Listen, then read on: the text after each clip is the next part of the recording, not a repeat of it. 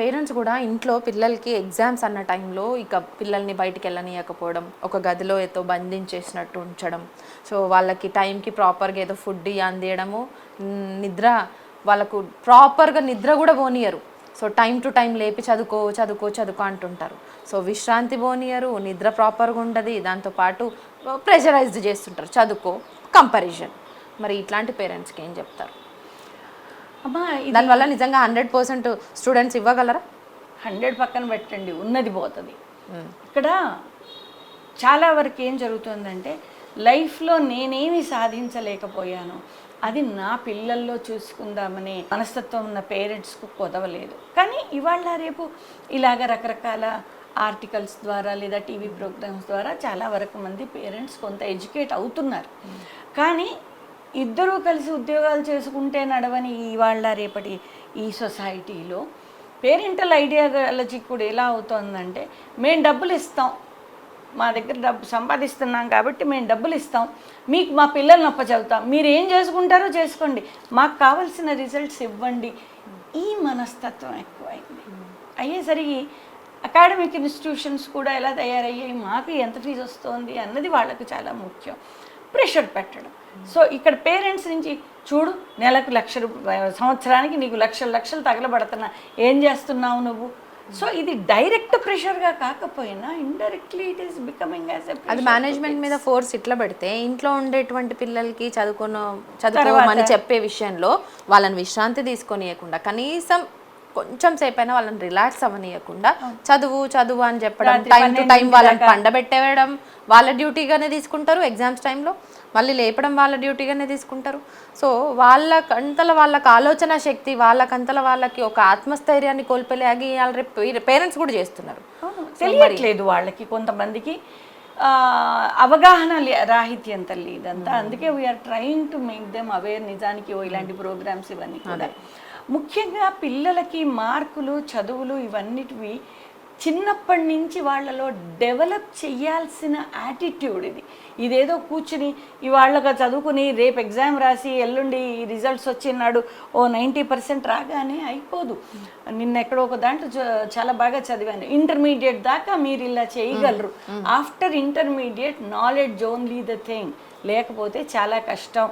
నిజమే, ఇప్పుడు మెడికల్ సీట్లు లాంటివి కూడా మేనేజ్మెంట్ సీట్లలో కొనుక్కుంటున్నాం, కానీ ఆ బయటకు వచ్చిన వాడికి ఉద్యోగ అవకాశాలు ఎక్కడున్నాయి, ఎక్కడ పని చేయగలుగుతున్నాడు? బికాజ్ ఇవాళ నాలెడ్జ్ బేస్ అన్నది ఇంపార్టెంట్. అందుకు తల్లిదండ్రులు చిన్నప్పటి నుంచి నువ్వు అబ్జర్వ్ చేయి, 2 ఏళ్ళు 3 ఏళ్ల పిల్లలు చదువుకోవాలి ఎందుకు అంటే ఏం జవాబు చెబుతున్నారు? ఆ తల్లిదండ్రులు ఏమని ఫీడ్ చేస్తారు? బాగా చదువుకో, లేకపోతే బిచ్చం ఎత్తుకుని పోతావు నువ్వు.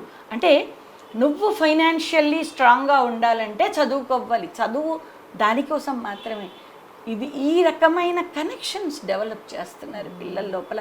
అది చాలా దెబ్బతీస్తుంది పిల్లలు ఆ రకంగా ఒత్తిడికి లోనవుతే మానసికంగా, శారీరకంగా 2 రకాలుగా ఒత్తిడికి లోనవుతారా మేడం? ఎట్లుంటుంది అసలు ఆ ఒత్తిడి ఎఫెక్ట్ అనేది? ఒక మనిషిని 4 ఏరియాస్లో దెబ్బతీస్తుంది తల్లి. Physical, okay, emotional, behavioural and cognitive అంటే ఆలోచన విధానం. శారీరక ఆరోగ్యం, ఒత్తిడి వల్ల ఆరోగ్య సమస్యలు వస్తాయి ఖచ్చితంగా. 2 మానసికంగా, ఎమోషనల్, వాళ్ళ ఎమోషన్స్ కంట్రోల్ లేకపోవడము, పిల్లల్లో అల్లరి, గొడవలు, లేదా చిన్న వాటికి అలగడాలు, ఏడవడాలు, కొట్టడాలు, ఈ బిహేవియరల్ ఇష్యూస్. పెద్దవాళ్ళల్లో ఇంకో రకమైన ఒత్తిడి అన్నది ఎమోషనల్ ఇష్యూస్ తెస్తుంది, దాని ఎఫెక్ట్ బిహేవియరల్. చిన్న పిల్లలు ఇవాళ రేపు మనం చూస్తూ ఉన్నాం, హై స్కూల్ కాలేజీ లెవెల్కి వచ్చిన పిల్లలు రకరకాల డ్రగ్స్ కానీ, ఆల్కహాల్స్ కానీ ఇలాంటివన్నీ మొదలవుతున్నాయి. పోర్న్ అడిక్షన్స్, ఇలాంటి రకరకాల అడిక్షన్స్ ఇవన్నీ ఎందుకు మొదలవుతున్నాయమ్మా? సేమ్ రీజన్, ఇలాంటి కారణాల వల్లనే ఇదవుతున్నాయి. కాబట్టి తర్వాత కాగ్నిటివ్, అసలు వాళ్ళ ఆలోచన విధానమే మారిపోతుంది. షార్ట్ కట్స్ కోసం వెతుక్కుంటున్నారు. ఇంటి వాతావరణం కూడా అలాగే ఉంటుంది. వీడిని కాపీ కొట్టించినా లేకపోతే ఎవరిని పట్టుకుంటే ఎలా చేయదవుతుంది అని చూసే పేరెంట్స్ ఉన్నప్పుడు పిల్లల్లో కూడా అదే రకమైన మనస్తత్వం డెవలప్ అవుతుంది. సో కాలేజీల్లోకి వెళ్ళినా కూడా చదువు మీద శ్రద్ధ పెట్టిన దానికన్నా హాయిగా ఎంజాయ్ చేద్దాం, లాస్ట్ మినిట్లో మా నాన్న ఇలాగో మమ్మల్ని మేనేజ్ చేసేస్తాడు.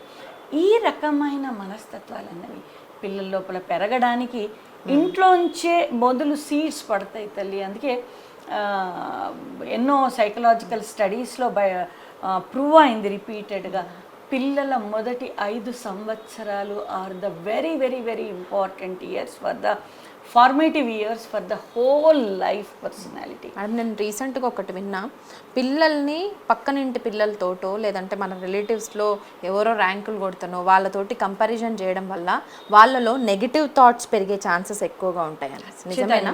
నెగటివ్ థాట్సే కాదు, వాళ్ళ సెల్ఫ్ ఎస్టీమ్ తగ్గుతుంది, బిహేవియరల్ ఇష్యూస్ పెరుగుతాయి.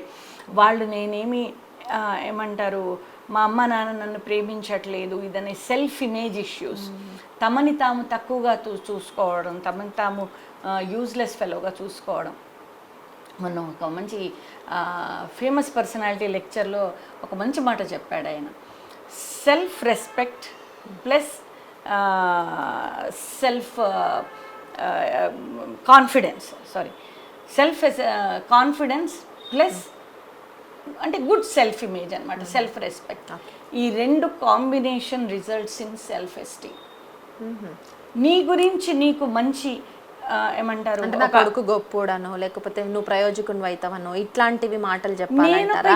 లేదంటే నువ్వు యూజ్లెస్ ఫెల్లో అనో లేకపోతే వేరే వాళ్ళతోటి కంపారిజన్ చేసి నిన్ను తక్కువ చూడడం వల్లనో, చూడు ఎంత బాగా చదువుతున్నాడు, నీకేం వచ్చింది, ఇంకొక గంట ఎక్కువ చదివితే చాలు, ఇది వెరీ కామన్ గా అనే పని.